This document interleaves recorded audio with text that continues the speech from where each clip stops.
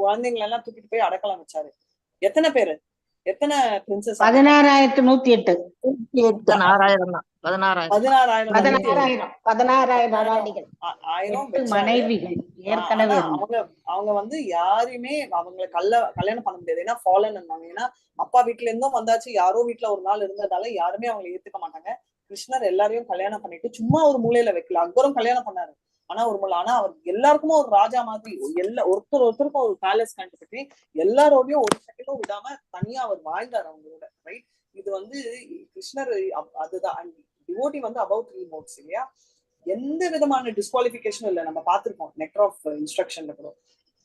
அது வந்து ஏன்னா உடம்பு அழகா இல்லைன்னா, அசிங்கமா இருந்தா, ப்ராப்ளம் இருந்தாலும் அது எதுவுமே, இப்ப கங்கை எப்படி இருந்தாலும் நம்ம எடுத்துக்கிறோம் இல்லையா, கொஞ்சம் அழுக்கு இருந்தாலும் கங்கா பூஜம் நம்ம பண்ற மாதிரி, அதே மாதிரி இவங்களும் வந்து பியூரா கன்சிடர் பண்ணுவாங்க. யாரா இருந்தாலும் பெண், நம்ம பார்த்தோம் ஷியோ வைஷ்யோ சூத்ரா எல்லாமே. ஏன்னா டிவோட்டிஸ் ஒரு தடவை சரண்டர் ஆனாலே அவங்க வந்து ஆட்டோமேட்டிக்லி பியூரிஃபைட். ரைட்?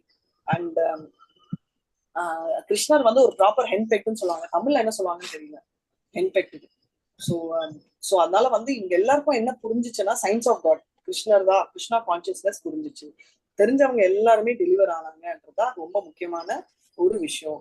அண்ட் லார்டும் வந்து ரொம்ப டிவோட்டட் ஹஸ்பண்ட் மாதிரி. என்ன சொல்லுவீங்க இன்பெக்டுக்கு? சுத்தி மந்த்ரா, அதாவது மனைவி சொல் பேச்சு கேக்குற மாதிரி. கொண்டாடி தாசன்.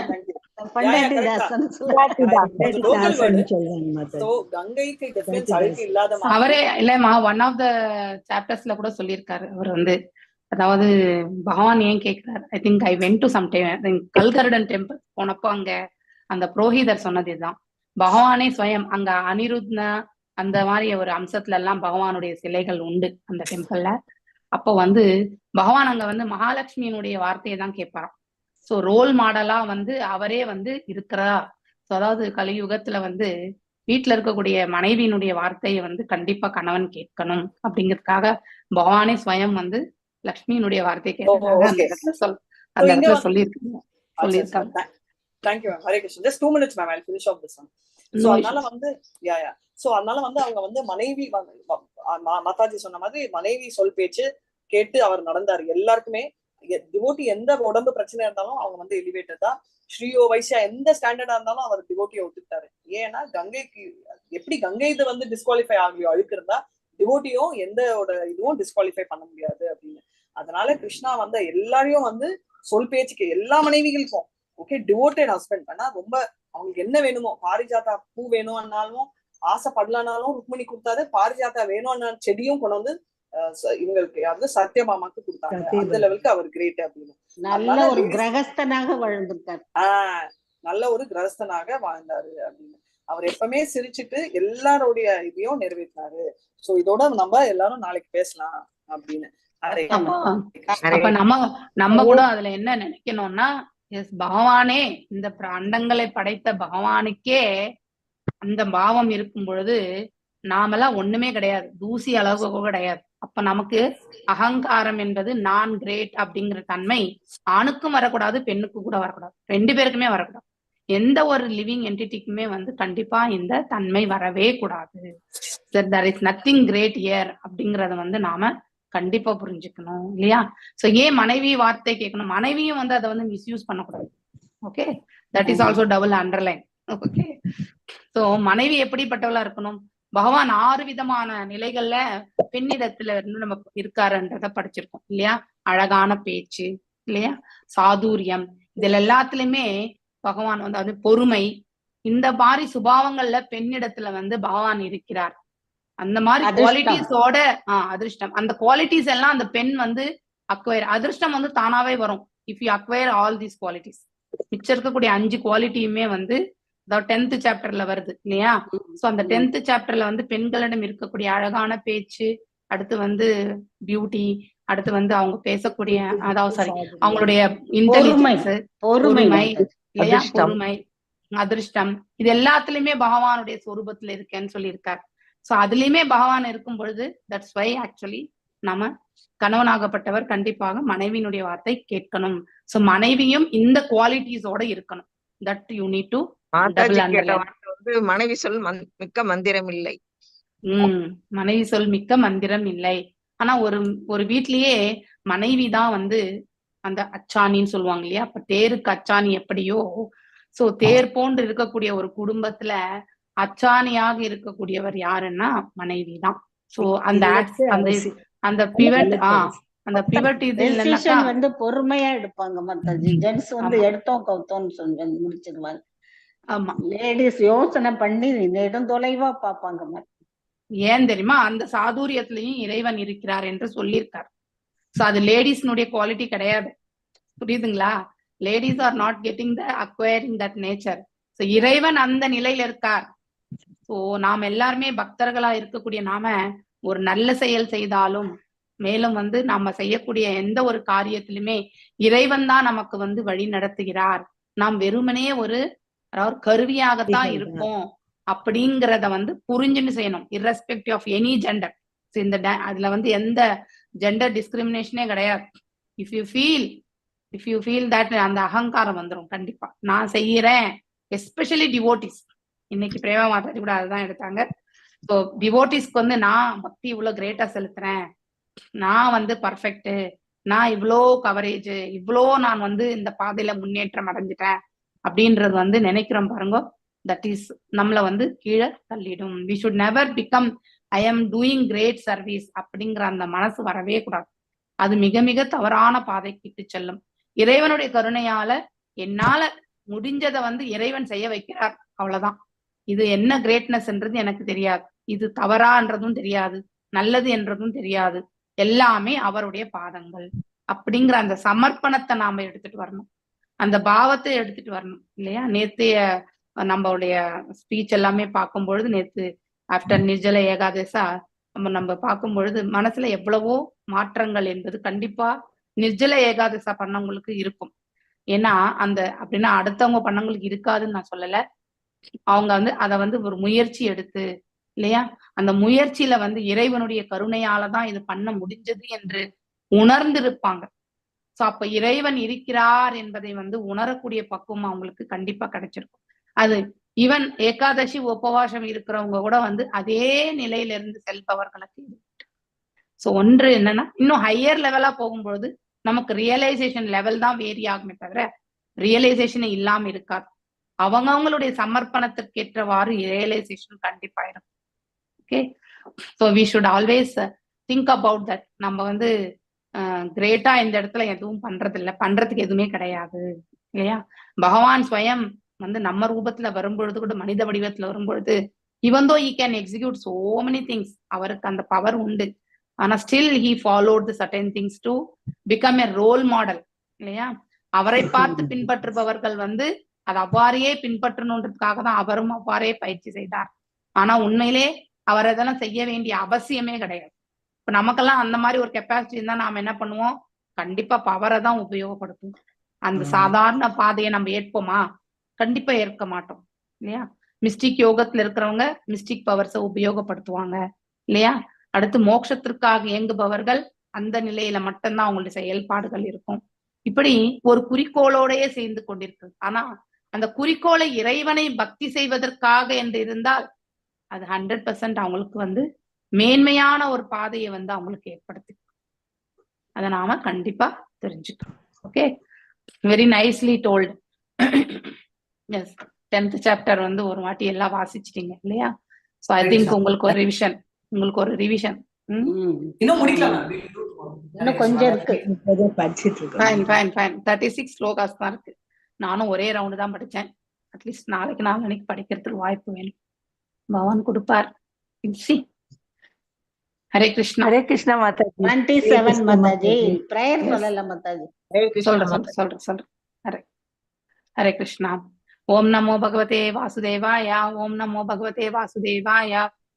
ஓம் நமோ பகவதே வாசுதேவாய. நாராயணம் நமஸ்கிருத்யம் நரம் செய்வ நரோத்தமம் தேவீம் சரஸ்வதிம் வியாசம் ததோ ஜயமுதீரயேத். நஷ்டப்ராயேஷு பதரேஷு நித்யம் பாகவத சேவையாம் பகவத்ய உத்தம ஸ்லோகே பக்திர் பவதி நைஸ்திகி. ஓம் அஜ்ஞான திமிராந்தஸ்ய ஞானாந்தஜலாகய சக்ஷுருன்மிலிதம் येन तस्मै श्री गुरवे नमः. श्री चैतन्य मनोभीष्टं स्थापितं येन भूतले स्वयं रूपा वदामाह्यं तदा स्वपदान्तिकं। हे कृष्णा करुणा सिन्धु दीनबन्धो जगत्पते गोपेशा गोपिका कान्त राधकान्त नमस्ते। तप्त काञ्चन गौरांगी राधे वृन्दावनेश्वरी ऋषभानुसुते देवी प्रणमामि हरिप्रिये। वाञ्छकल्पतारूपेश कृपा सिन्धुभ्येव च पतितनां पावनेभ्यो वैष्णवेभ्यो नमो नमः। नमो ओं विष्णुपादाय कृष्णप्रेष्ठाय भूतले श्रीमति भक्ति वेदांत स्वामिनी नामिने। नमस्ते सारस्वते देवे गौरवाणी प्रचारिणे निर्विशेष शून्यवादे पाश्चात्य देशधारिणे। नमो महावदन्याय कृष्ण प्रेमाय प्रदायते कृष्णाय कृष्ण चैतन्य नाम्ने गौरत्विषे नमः। जय श्री कृष्ण चैतन्य प्रभु नित्यानंद श्री अद्वैत गदाधार श्रीवासदि गौर भक्त वृंदा। हरे कृष्णा कृष्ण कृष्ण हरे हरे हरे राम राम राम हरे हरे। எல்லாரும் இன்டர்வியூக்கு ரெடி ஆயிட்டே இருக்கீங்க இல்லைங்களா? ஜூலை 1 குள்ள எல்லா ஃபார்ம்ஸும் போய் சேர்ந்துரும். நெக்ஸ்ட் மந்த் உங்களுக்கு கண்டிப்பா இன்டர்வியூ எனி டைம் இருக்கும். அதனால இப்பத்துல இருந்து நீங்க நல்லா ப்ரிப்பேர் பண்ணிக்கோங்க. ஓகே, இன்டிமேஷன் வந்து கண்டிப்பா வரும். ஆனா இப்பவே அப்ரண்டா நேத்து எனக்கு இன்ஃபர்மேஷன் வந்திருக்கு. நானும் ஃபார்ம்ஸ் எல்லாம் அதுல வந்து சில டேட்டா எல்லாம் அப்லோட் பண்ண வேண்டியிருக்கு. அதுக்கான டீடைல்ஸ் கண்டிப்பா நான் உங்களுக்கு ஏதாவது ரீச் அவுட் ஆனா கொஞ்சம் எனக்கு ஹெல்ப் பண்ணுங்க. ஏதாவது மிஸ் ஆயிருந்தா not in the form some other document ஏதாவது கேட்டாங்கன்னா லைக் ஐடிசி நீங்க அப்ளை பண்ணிருப்பீங்க அதுல இருக்கும். ஐடிசி தவிர்த்து வேற என்ன இருக்குன்னா ஷெல்டர் ஃபார்ம் கூட என்கிட்ட இருக்கு. ஏதாவது மிஸ் பண்ணிட்டு இருந்தா மட்டும்தான் உங்ககிட்ட நான் கண்டிப்பா கேட்பேன். ஓகே, எல்லாத்தையுமே பார்த்து நான் பண்ணணும். வேற யாராவது ஷெல்டர் ஃபார்ம் அடுத்து ஆஸ்பயர் ஃபார்ம் 16 ரவுண்ட்ஸ் பண்ணணும்னு நினைக்கிறவங்க சப்மிட் பண்ணணும்னாலும் மல்லிகா மாதாஜி உங்களுக்கு தான் அது ஓனர்ஷிப் கொடுக்குறேன். நீங்க எல்லாரோடையுமே வந்து எல்லா டீம்ஸ்லயும் எல்லா அட்மின்ஸோடையும் கலந்து பேசி அவங்களுக்கு இந்த ஃபார்ம்ஸ் எல்லாம் கொடுத்து ஃபில் பண்ணி கலெக்ட் பண்ணி எனக்கு வாங்கி கொடுத்துருங்க. ஓகே,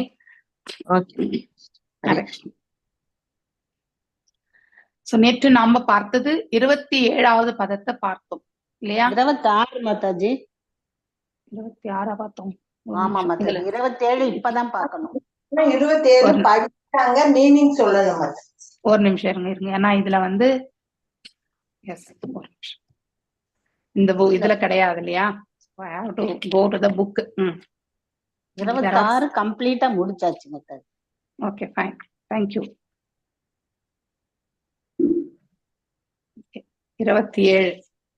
27 படிச்சாச்சு இல்லையா? யாரு படிச்சாங்க? படிக்கல மாதாஜி, படிக்கல. ஒரே நிமிஷம் இருங்க, படிச்ச மாதிரி தெரியல. படிக்கல மாதாஜி, இதோட படிக்கல மாதாஜி. அது ரொம்ப பெருசா இருந்தது, எக்ஸ்பிளனேஷனோட முடிச்சாச்சு. Okay okay okay fine fine. இன்னும் 4 தான் இருக்க மாதாஜி, முடிச்சா அடுத்த கட்டம். 26 லாஸ்ட் நான் தான் மாதாஜி படிச்சு முடிச்சேன். 27 படிக்கல. Okay fine fine. 33 activities last chapter.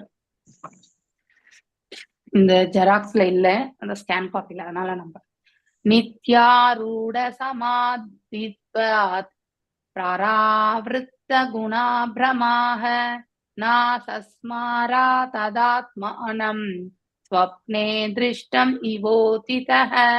S Lalitha Kannan Mataji வாசிங்க. உங்ககிட்ட புக் இருக்கா மாதாஜி?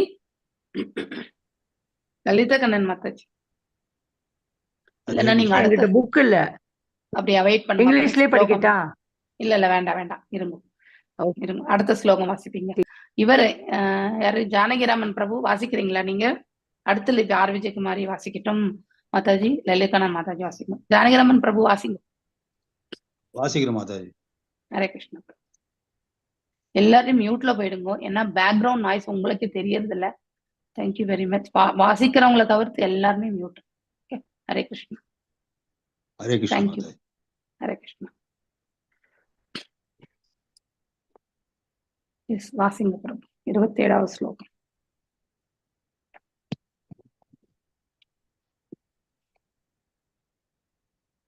நித்யாரூட சமாதித்வாத் பிராவ்ருத்த குணப்ரமாஹ நா சஸ்மார ததாத்மானம் ஸ்வப்னே திருஷ்டிம் மோவிதத.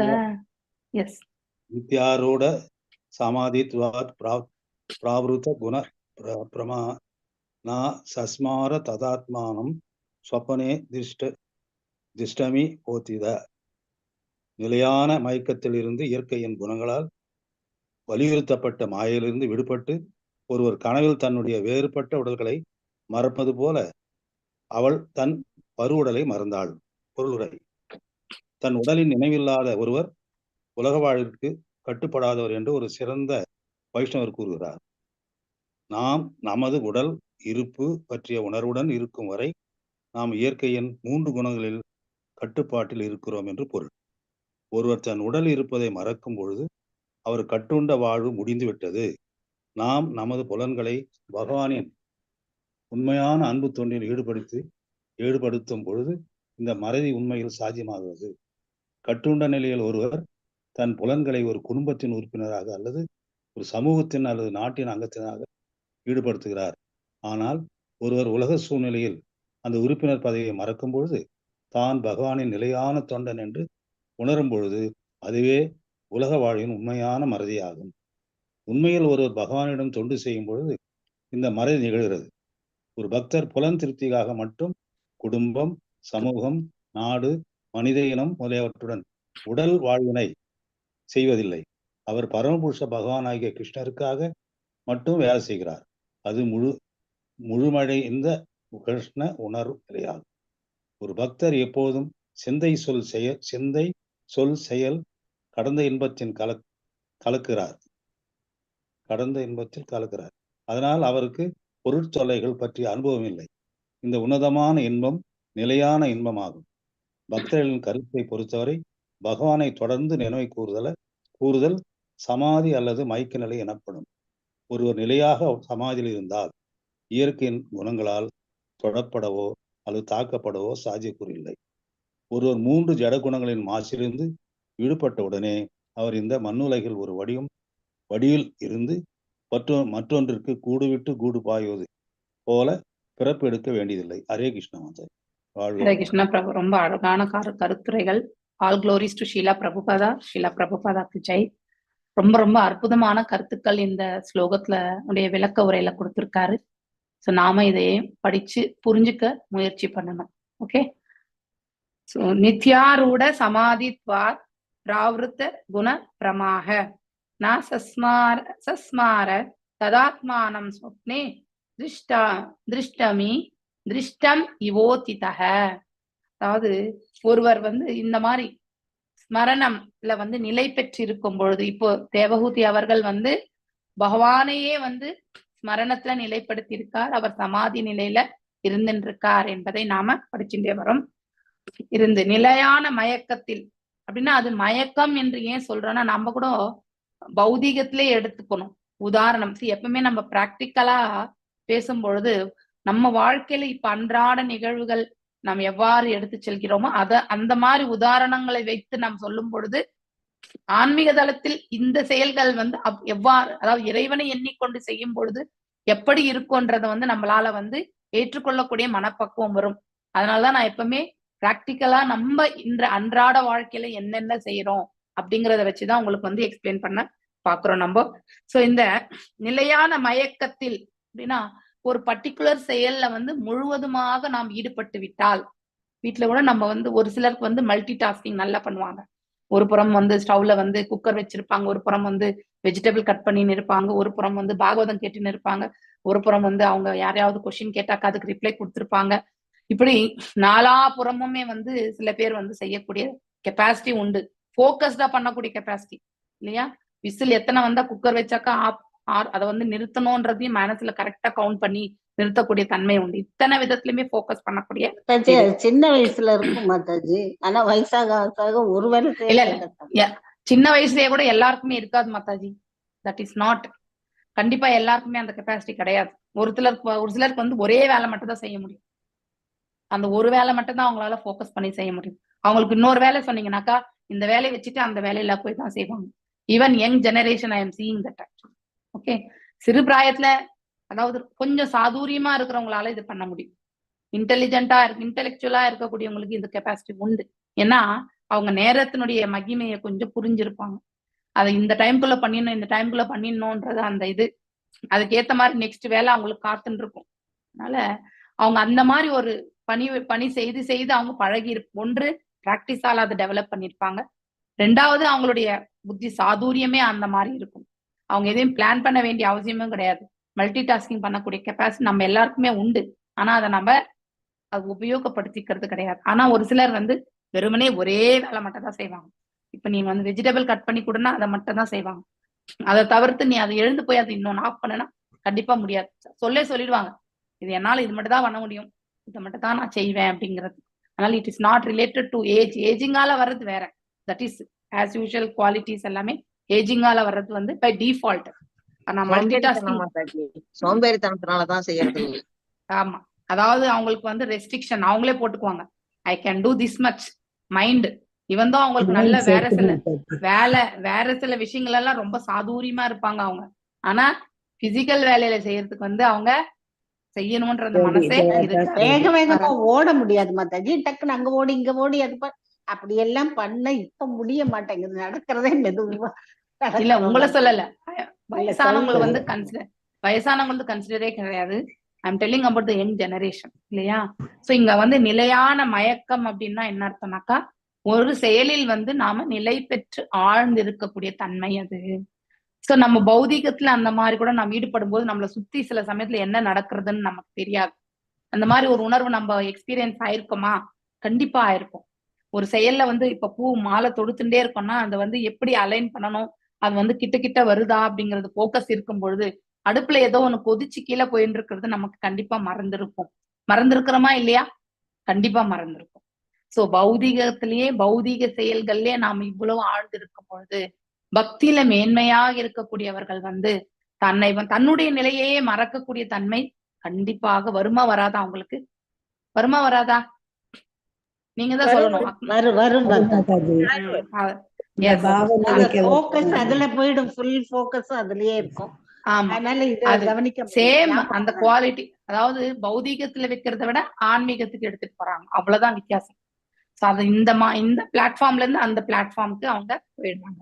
சோ நிலையான மயக்கத்திலிருந்து இயற்கையின் குணங்களால் வலியுறுத்தப்பட்ட மாயையிலிருந்து விடுபட்டு, அதாவது இந்த 3 குணங்களால் ஏற்படக்கூடிய, அதாவது கர்ம பலன்கள் மற்றும் கர்மங்களை வந்து இந்த 3 குணங்களால் செயல்படுத்தக்கூடிய தன்மையிலிருந்து விடுபடுறது.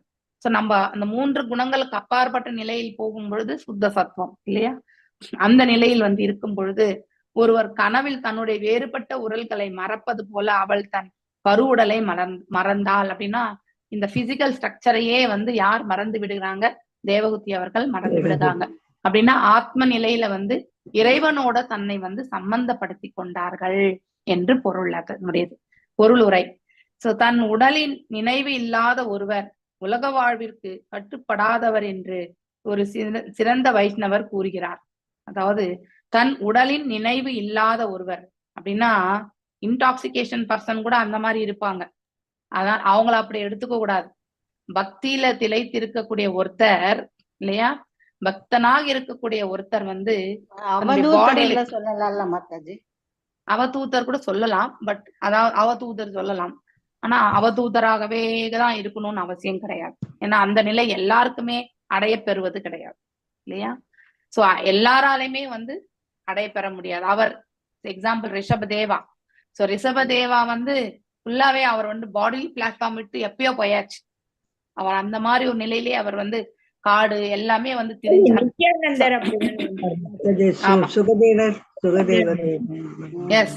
கரெக்ட். அதாவது தன் உடலின் நினைவு இல்லாத ஒருவர் உலக வாழ்விற்கு கட்டுப்படாதவர் அப்படின்னா இந்த பௌதிக உலகத்தினுடைய சட்ட திட்டங்களுக்கெல்லாம் அவர் கட்டுப்படாதவர் என்று பொருள் என்று ஒரு சிறந்த வைஷ்ணவர் கூறுகிறார்.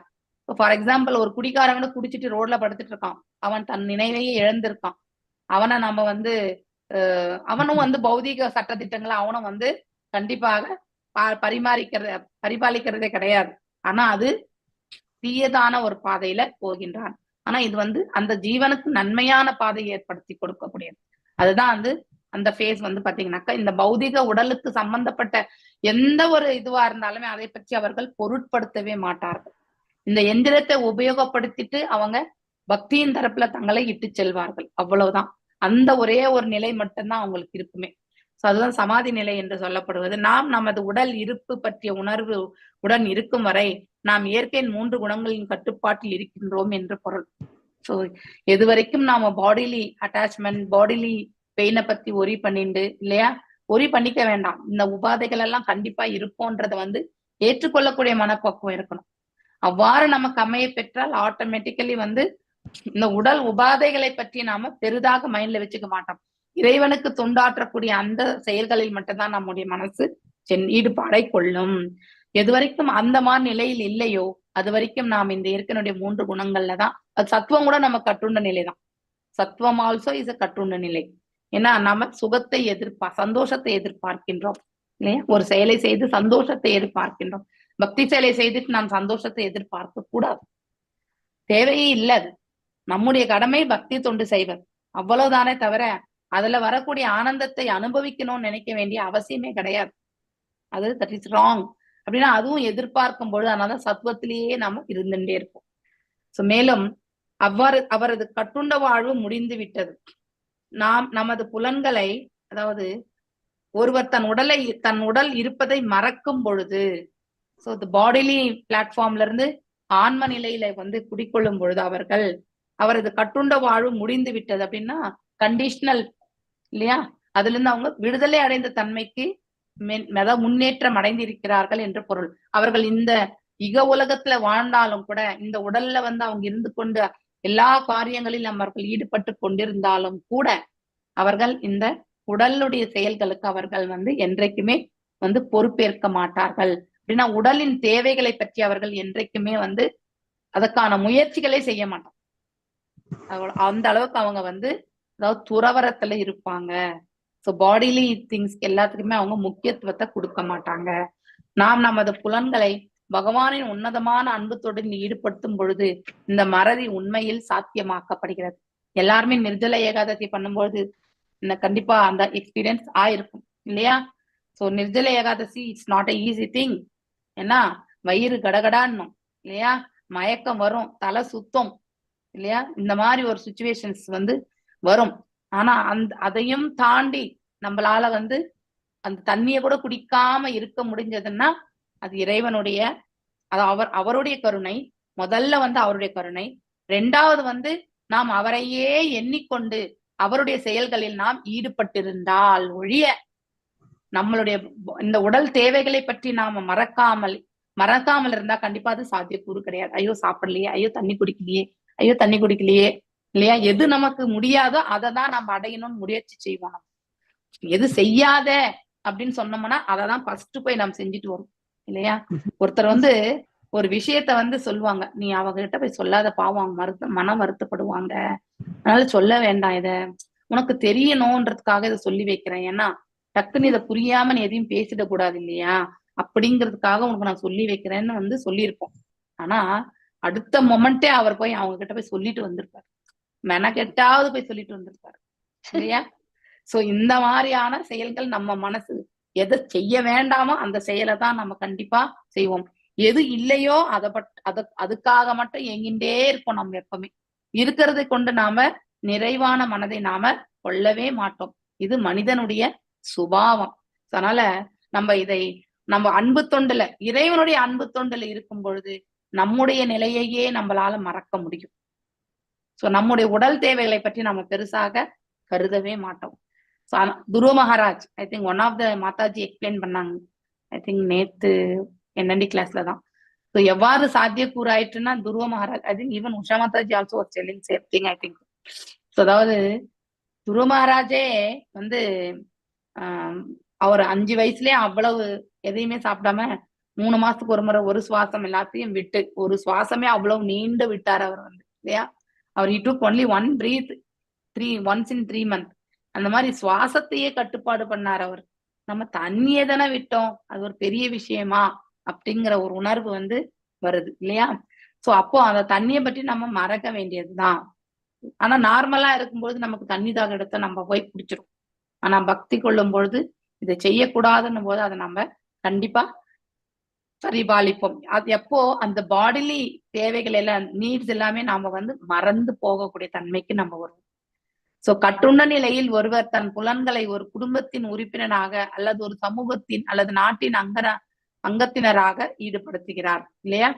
ஆனால் அவர் ஒருவர் உலக சூழ்நிலையில் அந்த உறுப்பினர் பதவியை மறக்கும் பொழுது, ஃபார் எக்ஸாம்பிள் நான் ஒரு பிரைம் மினிஸ்டர், ஒரு சீஃப் மினிஸ்டர், இல்ல ஒரு IAS ஆபீசர், இல்ல வீட்டுல குடும்ப தலைவன், இப்படிப்பட்ட பொறுப்புகளை சுமந்து கொண்டிருக்கக்கூடிய நான் கட்டுண்ட நிலையில் இருந்தால் இந்த புலன் திருப்திகளுக்கு சம்பந்தப்பட்ட செயல்களில் நாம கண்டிப்பாக ஈடுபடுவோம். ஆனால் அதே ஒருவர் உலக சூழ்நிலையில் அந்த உறுப்பினர் பதவியை மறக்கும் பொழுது, தான் ஏற்றிருக்கக்கூடிய பதவியை மறந்து எல்லாம் வல்ல இறைவன் தான் நம்மள வழி நடத்துகிறார், அவருடைய கருணையால தான் நாம எல்லாம் இயங்கிட்டு இருக்கோம் அப்படிங்கிற அந்த உணர்தலை அவர் ஏற்படுத்தி பகவானே நம்மளை செயல்படுத்தட்டும் என்று அவருடைய பாதங்களில் அவர் தஞ்சம் அடையும் பொழுது அதுவே உலக வாழ்வின் உண்மையான மறதியாகும். அதுதான் நம்ம அதாவது இதுதான் நம்மளுடைய ரிமெம்பரன்ஸ் அண்ட் ஃபர்கெட்ஃபுல்னஸ் இல்லையா? அதாவது ஞாபகம் இல்லாம இறைவன் மீது ரிமெம்பரன்ஸ். அதே மாதிரி உலகாயுத செயல்கள்ல நாம கண்டிப்பா விலகி இருக்கணும். அதுதான் மறதி இல்லையா? அதான் உண்மையான மறதி என்று சொல்லப்பட்டது. உண்மையில் ஒருவர் பகவானின் தொண்டு செய்யும் பொழுது இந்த மறதி நிகழ்கிறது. இது 100% உண்மை. பகவானுக்கு அலங்காரம் பண்ணும் பொழுது, வீட்டுல நீங்க அபிஷேகம் பண்ணும் பொழுது, சின்ன விக்கிரகத்துக்கு அபிஷேகம், புஷ்பத்தை சார்த்தி, துளசி தளத்தை சார்த்தி, இல்ல இறைவனுக்கு எல்லா பக்தி உணர்வுல செய்யும் பொழுது ஒரு க்ஷணமாவது நாம கண்டிப்பா நம்மளை சுத்தி என்ன இருக்கின்றது என்பதை மறக்கக்கூடிய தன்மைக்கு நாம கண்டிப்பா செல்வோம் இல்லையா? சோ ஆனா அதையே நிறைய நேரம் எடுத்துட்டு போகிறது பக்தனுடைய அவருடைய சாதனை. மேலும் ஒரு பக்தர் புலன் திருப்திக்காக மட்டுமே குடும்பம், சமூகம், நாடு, மனித இனம் முதலியவற்றுடன் உடல் உழைப்பினை செய்வது கிடையாது இல்லையா? ஒரு பக்தர் புலன் திருப்திக்காக மட்டும் இது செய்யறது கிடையாது. அவர் பரமபுருஷ பகவானிய கிருஷ்ணருக்கு மட்டுமே வேலை செய்கிறார். அப்படின்னா இறைவன் நமக்கு கொடுத்திருக்கக்கூடிய இந்த கடமையை நாம செவ்வனே செய்யணும் என்ற ஒரே ஒரு உறுதி கொண்டு அவர் அனைத்து கடமைகளிலுமே தன்னை ஈடுபடுத்தி கொண்டிருப்பார். அதுதான் உத்தம பக்தருடைய குவாலிட்டி. அது முழுமையடைந்த கிருஷ்ண உணர்வு நிலையாகும். அப்படின்னா த மெச்சூர்டு ஸ்டேட். அப்படின்னா நம்ம கிருஷ்ண உணர்வை அடைந்திருக்கின்றோம் என்று பொருள். கிருஷ்ண உணர்வு நிலை அடைந்திருந்தால் ஆட்டோமேட்டிக்கலி நாம விடுதலை அடைந்த தன்மையில நாம குடிக்கொண்டிருக்கின்றோம் என்று பொருள். ஒரு பக்தர் எப்பொழுதும் சிந்தை அப்படின்னா தாட் ப்ராசஸ், அப்புறம் செயல், சொல், பேசக்கூடிய வார்த்தை, செயல், அவர் செய்யக்கூடிய கர்மங்கள், இந்த மூன்றுமே இல்லையா? வாச்சோவேகம் இல்லையா? நம்ம பேசக்கூடிய பேச்சு, அடுத்து நம்முடைய சிந்தனை, தாட் ப்ராசஸ், நாம் என்னெல்லாம் யோசிக்கிறோம் மனசுல, அடுத்து நாம் அதை எவ்வாறு செயல்படுத்துகிறோம், இந்த மாதிரியான ஒரு செயல் இவ்வாறு தான் செய்யணும், ஒரு செயலை இவ்வாறு தான் சிந்திக்கணும் இல்லையா? இப்படி எல்லாம் அதாவது தர்மமான முறையில செய்யணும்னா இதெல்லாம் நம்ம அலசி ஆராய்ந்து தான் செய்யணும். அந்த சிந்தனை எதுவாக இருந்தாலும், செயல் எதுவாக இருந்தாலும், சொல் எதுவாக இருந்தாலுமே கூட அதாவது கடந்த இன்பத்தில் கலக்கிறார். மேலும் எப்பொழுதும் கடந்த இன்பத்தில் கலக்கிறார் அப்படின்னா ஒரு சொல், செயல் இந்த மாதிரி இதுல ஈடுபடுத்தி கொண்டு இருக்கிறார். தன்னையே அவர் ஈடுபடுத்திக் கொள்கிறார். அதனால் அவருக்கு பொருட்தேவைகளை பற்றிய அனுபவம் இல்லை. அப்படின்னா ஒருத்தர் தன்னுடைய மனது, அதுக்கப்புறம் வார்த்தை, அடுத்து அவருடைய செயல் அனைத்துமே இறைவன் தாள் எண்ணிக்கொண்டு அந்த காரியங்களை எல்லாம் அவன் செயல்படுத்தும் பொழுது இல்லையா? சோ இன்பத்தில் அவர் கலந்து விடுகிறார். மேலும் அதனால் அவர் பொருட்தொல்லைகளை பற்றிய அனுபவம் கிடையாது. அதனால நமக்கு தேவைகள் எல்லாமே இருந்தாலும் அது தொல்லைகளாவே இருக்காது. இறைவனுடைய கருணை இருந்தால் நமக்கு அது கிடைக்கும் என்ற அந்த பக்குவத்தை நாம வளர்த்துருப்போம். மேலும் பக்தர்களின் கருத்தை பொறுத்தவரை பகவானை தொடர்ந்து நினைவு கூறுதல் சமாதி அல்லது மயக்க நிலை என்று சொல்லப்படுகிறது. அதாவது ஒன்றிலே லயித்திருக்கும் பொழுது அது மயக்கம். அது பௌதிகமா இருக்கட்டும், ஆன்மீகமா இருக்கட்டும், அதுக்கு மயக்கம் என்று சொல்லப்படுகிறது. ஆனால் இறைவனையே எண்ணிக்கொண்டிருக்கக்கூடிய மனசு சமாதி நிலை என்று சொல்லப்படுகிறது. அதுதான் ஸ்மரணத்திலே இருக்கிறது. ஒருவர் நிலையாக சமாதியில் இருந்தால் இயற்கையின் குணங்களால் தொடப்படவோ அல்லது தாக்கப்படவோ சாத்தியக்கூறு இல்லை. சோ ஒருத்தர் பகவானையே எப்பொழுதுமே எண்ணிக்கொண்டிருக்கக்கூடிய நிலை மற்றும் அவருடைய நாம ஜபங்களை கொண்டு பக்தியை யார் செலுத்தி கொண்டிருக்கிறார்களோ அவர்கள் இந்த குணங்களினுடைய அதாவது அமைந்திருந்தால் இயற்கை குணங்களின் தொடப்படவோ அல்லது தாக்கப்படவோ சாத்தியம். அதனால குணங்கள்னால அவங்களுக்கு எந்த ஒரு பாதிப்பும் ஏற்படாது. அப்படின்னா இந்த குணங்களுக்கு அப்பாற்பட்ட நிலையில் இருந்து அவர்களுடைய செயல்பாடுகள் எல்லாம் அமையப்பெறும். வெறுமனே கேவல பக்தி, நிமித்த மாத்திரம் இப்படிலாம் நம்ம பிரேசஸ் எல்லாம் படிச்சிருக்கோம் இல்லையா பகவத்கீதையில.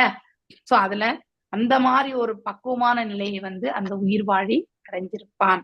ஒருவர் 3 ஜனகுணங்களின் மாசிலிருந்து விடுபட்ட உடனே அவர் இந்த மண்ணுலகில் ஒரு வடிவிலிருந்து மற்றொன்றுக்கு கூடுவிட்டு கூடு பாய்வது போல பிறப்பெடுக்க வேண்டிய அவசியமே கிடையாது இல்லையா. பிறக்கின்றோம், வளர்கின்றோம், வாழ்கின்றோம், மடிகின்றோம், மீண்டும் ஒரு பிறவியை ஏற்படுத்துகின்றோம். ஆனால் அப்படிப்பட்ட அந்த பிறப்பிறப்பு சக்கரத்திலிருந்து அவர்கள் விடுதலை அடைந்திருப்பார்கள் என்று இந்த பதத்துல ரொம்ப அழகாக எடுத்துரைக்கப்பட்டிருக்கு. நாம் இப்போ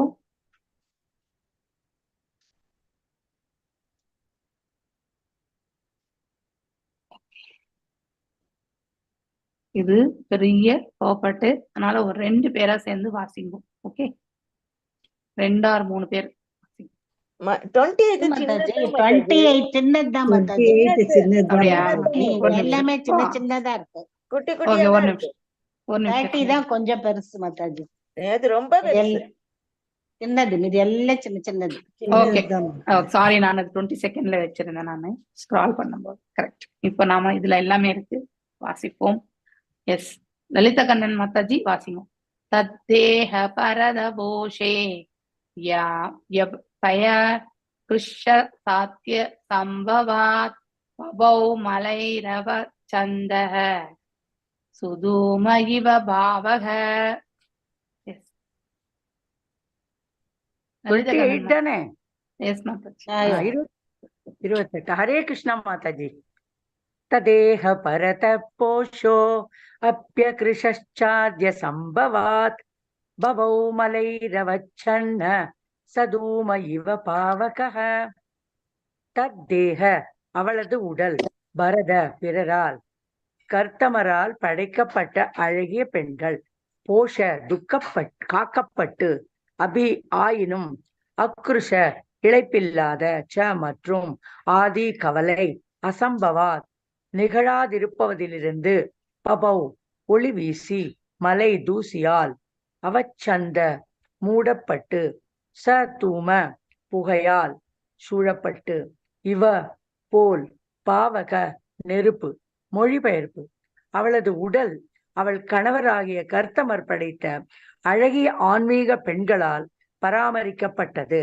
அந்த நேரத்தில் அவளுக்கு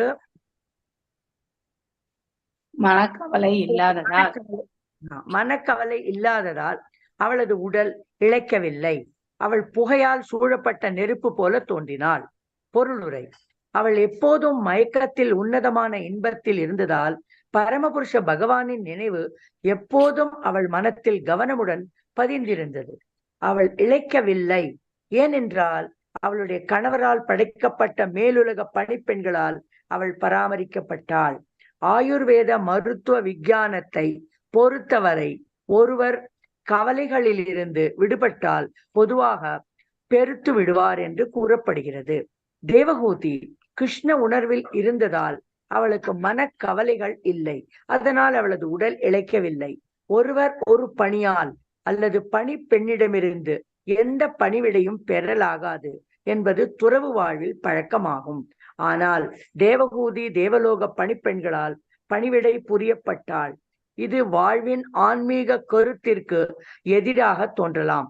ஆனால் புகையால் சூழப்பட்ட போதிலும் நெருப்பு அழகாயிருப்பது போல, அவள் ஆடம்பரமாக வாழ்வது போல தெரிந்தாலும் அவள் முழுதும் தூய்மையாக தோற்றமளித்தாள். Hare Krishna Mataji. Thank you. Thank you Mataji. R Vijayakumari Mataji next ஸ்லோகம் வாசிங்க. ஸ்வாங்கம் தபோ யோகமயம் கேஷம் கதாம்பரம் தைவகுப்தம் நாபிபுதே வாசுதேவ பிஷ்டதீஹி. ஹரே கிருஷ்ணா மாதாஜி. ஸ்வாங்கம் தபோ யோக மயம் முக்த கேசம் கதாம்பரம் நைவ குப்த நபுபூதே வாசுதேவ பிஷ்டதீக. ஸ்வ அங்கம் அவளது உடல், தமப தவம் யோக யோக பயிற்சி, மயம் முழுதும் ஈடுபட்டு, முக்த தளர்த்தப்பட்டு, கேசம் அவள் கூந்தல், கத ஒழுங்கின்றி கலைந்து, அம்பரம் அவள் உடைகள், நைவ பகவானால் குப்தம் பாதுகாக்கப்பட்டு, நா இல்லை புபூதே அவர் அறிந்திருந்தாள். வாசுதேவ பரமபுருஷ பகவானிடம் பிரவிஷ்ட ஆழ்ந்து தி அவர் நினைவுகள். மொழிபெயர்ப்பு. அவள் எப்போதும் பரமபுருஷ பகவானுடைய நினைவில் மூழ்கி இருந்ததால் அவள் கூந்தல் சில சமயம் தளர்த்தப்பட்டு இருந்ததையோ அல்லது அவளது உடல் ஒழுங்கின்றி கலைந்து இருந்ததையோ அவள் அறியவில்லை. பொருளிறை. இந்த பதத்தில் பரமபுருஷ பகவானால் காப்பாற்றப்பட்டு என்று ஒரு பொருள்படும். தெய்வகுப்தம் என்னும் சொல் மிகவும் குறிப்பிடத்தக்கது. ஒருமுறை ஒருவர் பகவானுக்கு செய்யும் தொண்டிடம் சரணடைந்தால் பகவான் பக்தரின் உடலை பாதுகாக்கும் பொறுப்பை எடுத்துக்கொள்கிறார். அதன் பாதுகாப்பு பற்றிய கவலை இல்லை. முழுவதும் சரணடைந்த ஆத்மாவுக்கு அவருடைய உடலின் பாதுகாப்பு பற்றிய கவலை இல்லை என்று ஸ்ரீமத் பாகவதத்தின் 2ஆம் காண்டம் 2ஆம் அத்தியாயத்தில் கூறப்படுகிறது. பரமபுருஷர் எண்ணிலடங்கா உயிரினங்களை பாதுகாக்கும் பொறுப்பை ஏற்றுக்கொள்கிறார். அதனால் அவரது தொண்டில் முழுவதும் ஈடுபடும் ஒருவர் பகவானால் பாதுகாக்கப்படாமல் இருப்பதில்லை. தேவகூதி பரமபுருஷ பகவானால் காக்கப்படும் அவளது உடலின் பாதுகாப்பு பற்றி இயல்பாகவே கவலைப்படவில்லை. Hare Krishna Mataji. Thank you Mataji. Thank you Mataji. Thank you. Yes, Jayanthi Mataji வாசிங்கோ. ஏவம் சா கபிலோக்தேன மார்கேன சிரதபரம் ஆத்மானம் பிரம்ம நிர்வாணம் பகவந்தமவாப்யஹ. எஸ், வாசிங்கோ. हरे कृष्ण माताजी। हरे। एवं सा कपिलोक्तेन मार्गे न सिरदबरम् आत्मानां ब्रह्म निर्वाणं भगवत्मवा भग. ஏவம் இவ்வாறு சா அவள் தேவகுதி கபிலரால் உக்தேன அறிவுறுத்தப்பட்டு மார்கேன வழியால் அசீரத விரைவில் பரமன் ஆத்மானா பரமாத்மா பிரம்மன் நிர்வாணம் உலகாயுத இருப்பின் அழிவு பகவந்தம் பரமபுருஷ பகவான் அபாவ அவள் அடைந்தாள். ஹா நிச்சயமாக. மொழிபெயர்ப்பு. என் அன்பு விதுரரே. ஹரே கிருஷ்ணா. ஒரே வருஷம். மொழிபெயர்ப்பு. என் அன்பு விதுரரே, கபிலரால் அறிவுறுத்தப்பட்ட தத்துவங்களை பின்பற்றுவதால் தேவகுதி விரைவில் உலக பிணிப்பிலிருந்து விடுதலை அடைந்தாள். அவள் கடினமின்றி பரமாத்மா ஆகிய பரமபுருஷ பகவானை அடைந்தாள். பொருளுரை. இந்த தொடர்பில் தேவகுதியின் சாதனையை வர்ணிக்க ஆத்மானம், பிரம்ம நிர்வாணம் மற்றும் பகவந்தம் ஆகிய 3 சொற்கள் பயன்படுத்தப்பட்டுள்ளன. பாகவதமாக இங்கு குறிப்பிட்டுள்ள பரம சத்தியத்தை கண்டுபிடிக்கும் படிப்படியான முறையே இவை குறிக்கின்றன. பரமபுருஷ பகவான் பல்வேறு வைகுண்ட கோள்களில் வசிக்கிறார். நிர்வாணம் என்றால் உலக வாழ்வின் துன்பங்களை அழித்தல் என்று பொருள். ஒருவர் ஆன்மீக அரசில் அல்லது ஆன்மீக உணர்தலில் நுழைய முடியும் பொழுது அவர் தானாகவே உலக துன்பங்களிலிருந்து விடுபடுகிறார். இது பிரம்ம நிர்வாணம் எனப்படுகிறது. வேத நூலின்படி நிர்வாணம் என்பதன் பொருள் வாழ்வின் உலகாயுத வழியின் அழிவு என்பதாகும். ஆத்மானம் என்றால் மனதிற்குள் பரமாத்மாவை உணர்தல் என்பது பொருளாகும்.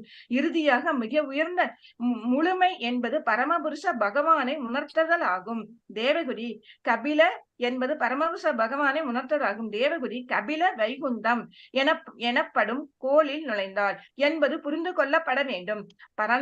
பறந்து பட்டு இங்கு விஷ்ணுவனால் ஆட்சி செய்யப்படும் எண்ணிலடங்காத வைகுண்ட கோள்களில் உள்ள எல்லா வைகுண்ட கோள்களிலும் விஷ்ணுவின் ஒரு குறிப்பிட்ட பெயரால் அறியப்படுகின்றன. பிரம்ம சங்கீதாவிலிருந்து நாம் புரிந்து கொள்வது போல அத்வைதம் அச்சுத அனாதிம் அனந்த ரூபம் அனந்தா என்றால் எண்ணிலடங்காதது என்ற பொருள். பகவானுக்கு அவனுடைய எல்லை கடந்த வடிவத்தின் எண்ணற்ற விரிவுகள் உள்ளன. அவரது 4 கரங்களில் அடையாளமாக குறித்து காட்டப்படுவனவற்றின் வேறுபட்ட நிலைகளுக்கு ஏற்றபடி அவர் நாராயணராக, அனிருத்தராக, பிரத்யுமனராக, வாசுதேவராக அறியப்படுகிறார். கபில வைகுண்டம் என்று அறியப்படும் வைகுண்ட கோளும் உள்ளது. அங்கு கபிலரை சந்திக்கவும் அங்கு நிலையாக தங்கவும் அவளது எல்லை கடந்த மகனின் துணையை அனுபவிக்கும் தேவகுதி உயர்த்தப்பட்டாள். ஹரே கிருஷ்ணா மாதாஜி. தேங்க்யூ மாதாஜி. ஹரே கிருஷ்ணா. ஹரே கிருஷ்ணா மாதாஜி. ஹரே கிருஷ்ணா. எஸ், பிரேமா மாதாஜி அடுத்த ஸ்லோகம் வாசிங்கோ.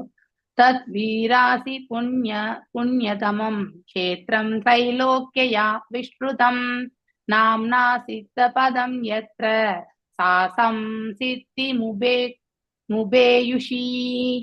வாசிங்க மாதாஜி. ஹரே கிருஷ்ண மாதாஜி. ஹரே தத் கிருஷ்ண. வீராசீத் புண்ணியதமம் க்ஷேத்ரம் த்ரைலோக்ய விஸ்ருதம் நாம்னா சித்த பதம் யத்ர சாசிம் சித்திமுபேயுஷி.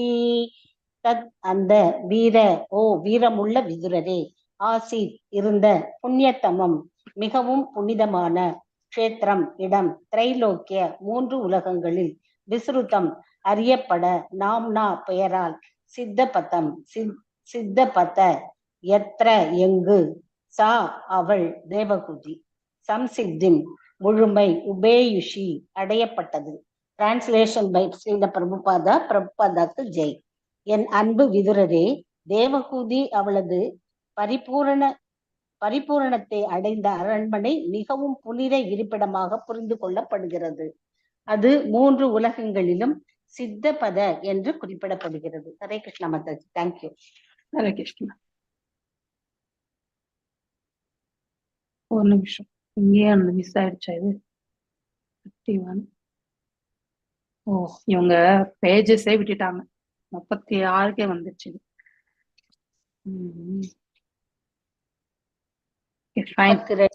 32 வரணும் மாதாஜி. 32ல இருந்தே இல்ல. இவங்க என்ன ஸ்கேன் பண்ணி கொடுத்தாங்க? 4 ஸ்லோகம் இல்லையா மாதாஜி? ஆமா, ஸ்கேனிங்ல 4, ஒரு பேஜ்ல 4 வந்திருக்கு. அந்த பேஜை விட்டாச்சு. சின்னதுதான் மாதாஜி, படிச்சுக்கலாம். சின்னது புக்லயே இருக்கு மாதாஜி, படிச்சலாம். அப்ப நாளைக்கு 32 நாளைக்கு படிச்சுக்கலாம். ஓகே, இன்னைக்கு 31 வரைக்கும் பார்த்துட்டு நாளைக்கு நாளைக்கு முடிக்க முடியலாம். வெள்ளிக்கிழமை ஆரம்பிச்சுக்கலாம் மாதாஜி. ரொம்ப குட்டிதான், சின்னதுதான் மாதாஜி, ரொம்ப சின்னதுதான் மாதாஜி. Thank you thank you. இப்ப நாம 28வது ஸ்லோகமா வாசிக்க வேண்டியது? 27 மாதாஜி. 27 முடிச்சோம்ல. இல்ல 28 தான் மாதாஜி. சோ தேஹ பிரதபோஷே வியாஸ்ருச்ச சாத்ய சம்பவாத் பபௌ மலைரவ சந்த சுதா சுதுமா இவ பாவக தத்தேஹ ததுமஹ இவ பாவக தத்தேஹ அவளது உடல் பிறரால் கர்தமரால் படைக்கப்பட்ட அழகிய பெண்கள் 9 பெண்கள் இல்லையா? சோ போஷ காக்கப்பட்டு, அபி ஆயினும், அக்ருச்ச இளைப்பில்லாத, தா மற்றும் ஆதி கவலை, அசம்பவாத் நிகழாதிருப்பதிலிருந்து, பபௌ ஒளி வீசி, மலை தூசியால், அவச்சந்த மூடப்பட்டு, சா தூம புகையால் சூழப்பட்டு, இவ போல பாவக நெருப்பு. சோ அவளது உடல் அவளது கணவராகிய கர்த முனிவர் படைத்த அழகிய ஆன்மீக பெண்களால் பராமரிக்கப்பட்டது. அங்கே அதாவது அந்த வீடே பெரிய ஆப்புலன்ஸ் இல்லையா? சோ விமானத்துல இருக்கக்கூடிய வீடு, அங்கே பணிப்பெண்கள் எல்லாமே இருக்கு. சோ அவங்க எல்லாருமே யாரால படைக்கப்பட்டது? கர்த முனிவரால் படைக்கப்பட்டவர்கள். அந்த நேரத்தில் அவளுக்கு மனக்கவலை இல்லாததால் அவள் உடல் இழைக்கவில்லை. இது நம்ம எல்லாருக்குமே நிகழக்கூடிய ஒன்று. நம்ம மனசுல வருத்தம் இருந்தா ஆட்டோமேட்டிக்லி அது பாடியில இம்பாக்ட் இல்லையா? சில துக்கங்கள் நம்மளால தீர்க்கவே முடியாது. அப்படிப்பட்ட துக்கங்கள் நம்ம உடல்ல வருத்தின்றே இருந்தா அவங்க நம்ம என்னதான் உணவை எடுத்துட்டாலும் அது உடல் தங்கவே தங்காது அவங்களுக்கு. அதே మా క్లాస్ లో ఉన్నాను 10 minutes తర్వాత కాల్ చేస్తాను ముందు. వస్తాను నిలబడతాను. నేను డాడీ ఇద్దరు వస్తాం. ఓకే,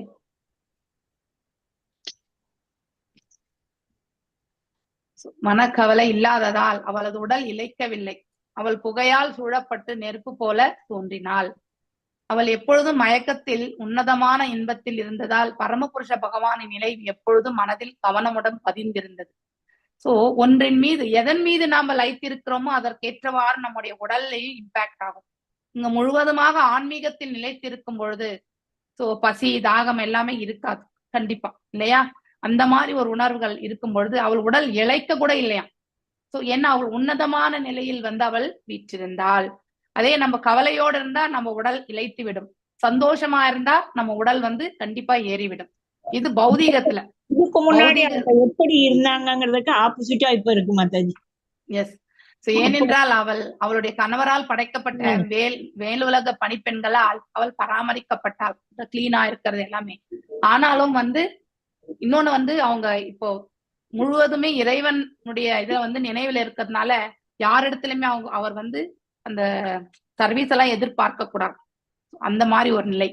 சோ ஏனென்றால் அவளுடைய கணவரால் படைக்கப்பட்ட மேலுல பணிப்பெண்களால் அவள் பராமரிக்கப்பட்டாள். ஆயுர்வேத மருத்துவ விஞ்ஞானத்தை பொறுத்தவரை ஒருவர் கவலையிலிருந்து விடுபட்டால் பொதுவாக பெருத்து விடுவார் என்று கூறப்படுகிறது. இது ஆயுர்வேதத்துல இப்படிதான் சொல்லுவாங்க. மனசுல பாரு அவன் எப்படி பெருத்திருக்கான் அப்படின்னா அவன் மனசுல ஒண்ணுமே இல்லப்பா, அப்படி ஒரு என்னது சொல்லுவாங்க, இன்னசென்ட்டா இருக்கான்பா, அவன் எந்த கவலையுமே இல்ல அப்படிங்கிற நிலையில இல்ல அப்படி அப்படின்னா மனசுல எதுவுமே போட்டுக்கிறதே கிடையாது, அப்படிப்பட்ட தன்மையில இருக்கிறவங்க. தேவஹூதி கிருஷ்ண உணர்வில் இருந்தால் அவளுக்கு மனக்கவலைகள் இல்லை, அதனால் அவள் உடல் இழைக்கவில்லை. ஒருவர் ஒரு பணியால் அல்லது பணிப்பெண்ணம் என்று எந்த பணிவினையும் பெறலாகாது என்பது துறவு வாழ்வில் பழக்கம். சன்னியாசத்துல வந்து யார்கிட்டுமே எதிர்பார்க்க கூடாது. ஈவன் வந்து உணவு கூட வந்து அவங்கதான் போயிட்டு வந்து அந்த மதுக்கறி பண்ணி வாங்கிட்டு வரணும் இல்லையா. ஆனால் தேவஹூதி தேவலோக பணிப்பெண்களால் பணிவிடை புரியப்பட்டால் அது வாழ்வின் ஆன்மீக கருத்துக்கு எதிராக நமக்கு தோன்றலாம். ஆனால் புகையால் சூழப்பட்ட போதிலும் நெருப்பு அழகாக, அது புகை இருந்தாலுமே நெருப்பு வந்து அழகா தெரியும் இல்லையா. அது போல அவள் வாழ்வு ஆடம்பரமான நிலையில இருந்தாலும் கூட அவள் மனதளவுல வந்து முழுவதுமாக இறைவன் தாள் சென்ற பிறகு இந்த பௌதீகத்துக்கு சம்பந்தப்பட்ட எந்த ஒரு இது மேலையும் அவளுக்கு லயிப்பு இல்லாம போயிற்று. அதனால்தான் அவள் வந்து முழுவதுமே தூய்மையாக தோற்றமளித்தாள் என்று இந்த இடத்துல ரொம்ப அற்புதமாக சொல்லப்பட்டிருக்கு. சோ இதே நிலையை நாம் எல்லாரும் கூட வளர்த்துக்கலாம். நம்ம நல்ல ஆப்புலண்டான ஃபேமிலியில பிறந்திருக்கலாம், இல்ல ஏதுமற்ற ஒரு குடும்பத்துல கூட பிறந்திருக்கலாம். ஆனா அந்த நிலை எல்லாமே வந்து தற்காலிகமானது அப்படிங்கறத வந்து உணர்ந்து, தற்காலிகமானது என்பதை உணர்ந்து நாம உண்மையான நிரந்தரமான இருக்கக்கூடிய அந்த நிலைக்கு நாம செல்லணும். அதை பற்றி என்ன வேண்டும், அந்த மாதிரி ஒரு நினைவுகள்லயே நம்முடைய காலத்தை கழிக்கணும், இறைவனையே எண்ணிக்கொண்டு அந்த பக்தியில இருக்கணும் அப்படிங்கிற பாவத்தை கொண்டு வரும்பொழுது ஆட்டோமேட்டிக்கலி இந்த உலகாயுதத்துல எவ்வளவு மேன்மையானதாக இருந்தாலும் அதன் தரப்பில் நாம் ஈர்க்கப்பட மாட்டோம். எவ்வளவு மோசமான நிலையில் நாம் தள்ளப்பட்டு விட்டாலும் அதை கண்டு நாம வருத்தப்படவும் மாட்டோம். இந்த ரெண்டு நிலைகளை நம்ம எடுத்துட்டு வரலாம். ஸ்வாங்கம் தபோ யோகமயம் முக்தகேஷம் கதாம்பரம் ததைவ குப்தம் நா புகுதே வாசுதேவபிஷ்டிதி.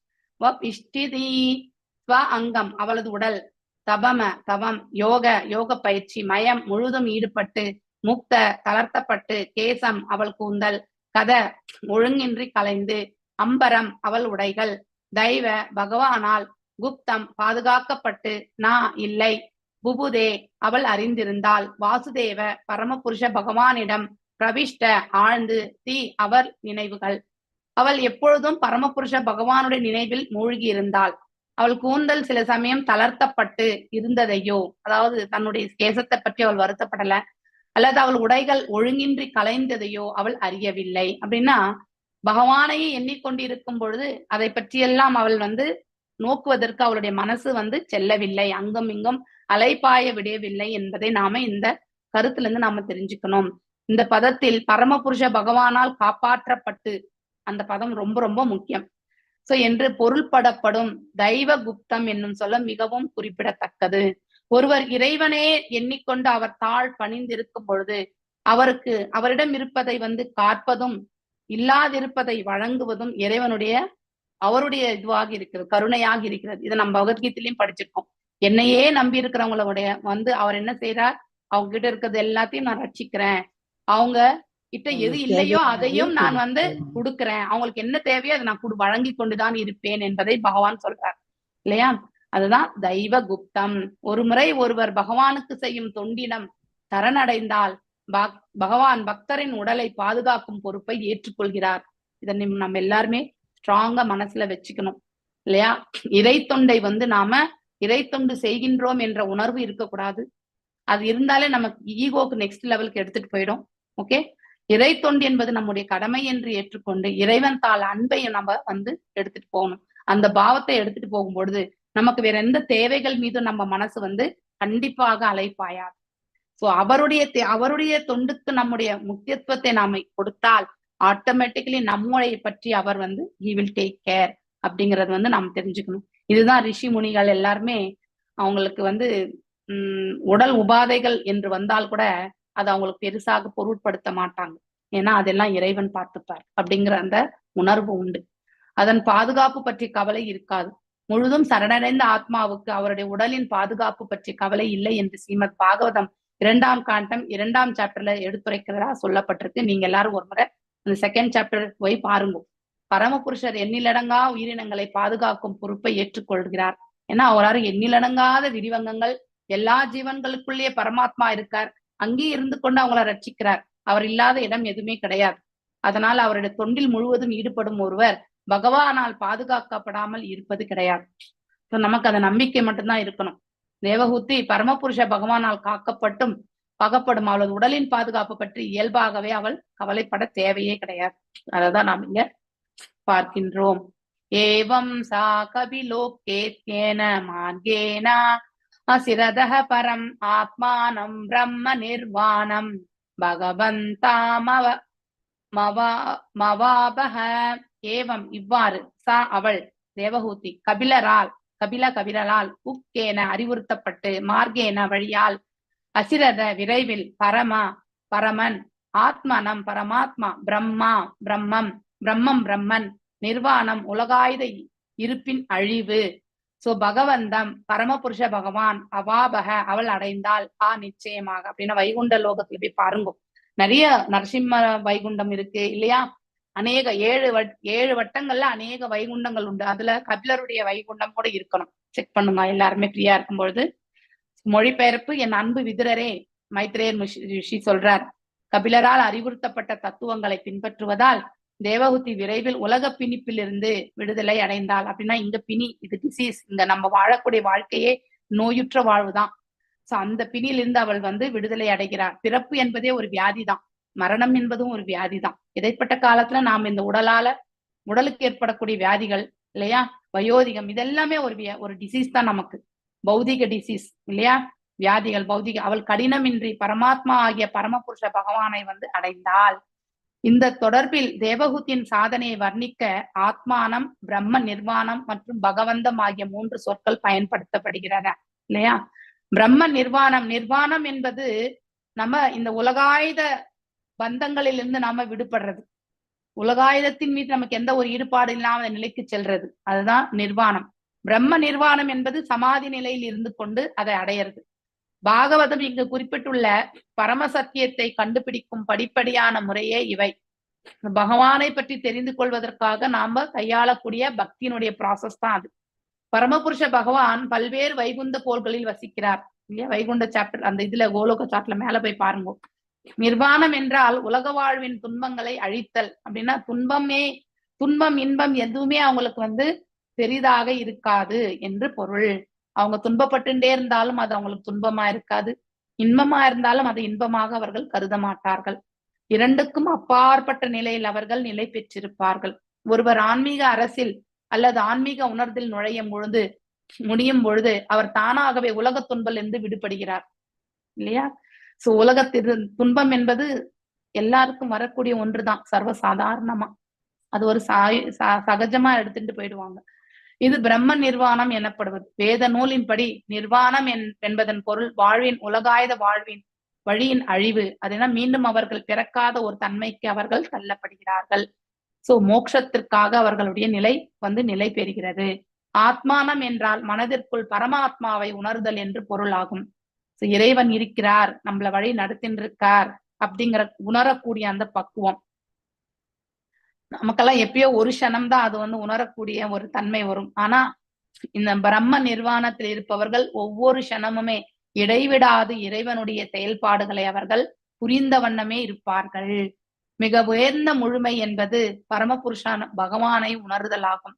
தேவஹூதி கபில வைகுந்தம் எனப்படும் கோள்களில் நுழைந்தாள் என்பது புரிந்து கொள்ளப்பட வேண்டும். பறந்து இருக்கும் அதாவது இங்கும் விஷ்ணுவால் ஆட்சி செய்யப்படும் எண்ணிலடங்கா வைகுந்த கோள்களில் உள்ளன என்று வைகுந்த கோள்களும் விஷ்ணுவின் ஒரு குறிப்பிட்ட பெயரால் அறியப்படுகிறது இல்லையா? நரசிம்ம கோள் இருக்கு இல்லையா? வைகுண்டத்துல நீங்க போனீங்கன்னா ஒவ்வொரு கோளுக்கும் ஒரு பெயர் உண்டு. அநேக கோள்கள் உண்டு, 7 வட்டங்கள்ல இருக்கு. அந்த 7 வட்டங்கள்லயுமே அநேக வைகுண்டங்கள் ஒவ்வொரு இன்கார்னேஷன், அதாவது விரிவங்கங்களுடைய நாமங்களோடு சொல்லப்படுகிறது. பிரம்ம சம்ஹிதாவிலும் நாம் புரிந்து கொள்வது போல அத்வைதம், அச்சுதம், அனாதிம், அனந்த ரூபம் இல்லையா? ரொம்ப அழகான பெயர்கள். அத்வைதம் என்பது ஒன்று, பகவானுடைய ஆத்மாவும் மற்றும் உடலும் ஒன்று. அச்சுதம் என்பது தவறி விழாத நிலையில் இருக்கக்கூடியவர் அவர், அப்படின்னா இந்த 3 குணங்களுக்கு அப்பாற்பட்ட நிலையில் இருப்பவர். அனாதிம் என்றால் முதன்மை அவர்தான் இருந்தது, முதல்ல தோன்றியவர் அவர்தான் அனாதி காலத்துல. அனந்த ரூபம் என்றால் எல்லையற்ற ரூபங்கள், அன்லிமிட்டெட், எண்ணிலடங்காத என்று பொருள். பகவானுக்கு அவருடைய எல்லை கடந்த வடிவத்தின் எண்ணற்ற விரிவங்கள் உண்டு. அவரது 4 கரங்களில் அடையாளம் குறித்து காட்டப்படுவற்றில் வேறுபட்ட நிலைகளுக்கு ஏற்றபடி, அதாவது சங்கு, சக்கரம், கதா, தாமரை இல்லையா? சோ அது எல்லாமே நாராயணராக, அவர் அனிருத்தராக, பிரத்யுமனராக, வாசுதேவராக அறியப்படுகிறார். கபில வைகுந்தம் என அறியப்படும் ஒரு வைகுந்த கோளும் வைகுண்டத்தில் உண்டு. அங்கு கபிலரை சந்திக்கவும் இவள் அங்கேயே சென்று விடுகிறாள். அங்கு நிலையாக தங்கவும் அவளது எல்லை கடந்த மகனின் துணையை, எல்லை கடந்த மகன், அது இறைவனையே மகனாக பெற்றவள் இல்லையா? சோ எல்லையற்றவர் அவர், அவரை அனுபவிக்கவும் அவரோட நம்ம எல்லாருக்கும் கூட அந்த நிழல் உண்டு. ஆனா அதை நாம புரிஞ்சுட்டு நம்முடைய செயல்களை பக்குவப்படுத்திக்கணும் இல்லையா? தேவஹூதி உயர்த்தப்பட்டாள் என்று சொல்லப்படுகிறது. தத் விராசித் புண்ணியதமம் சேத்ரம் த்ரைலோக்ய விஸ்ருதம் நாம்னா சித்த பதம் யத்ர சா சம்சித்திமோ முபேக்ஷுஷி.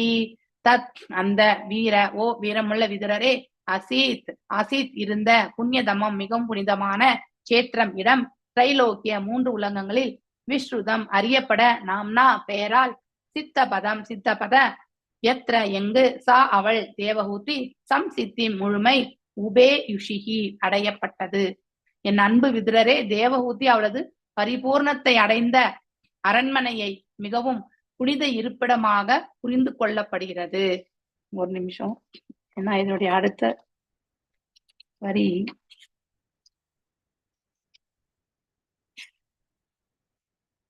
அந்த 3 உலகங்களிலும் சித்தபத என்று கூறப்படுகிறது.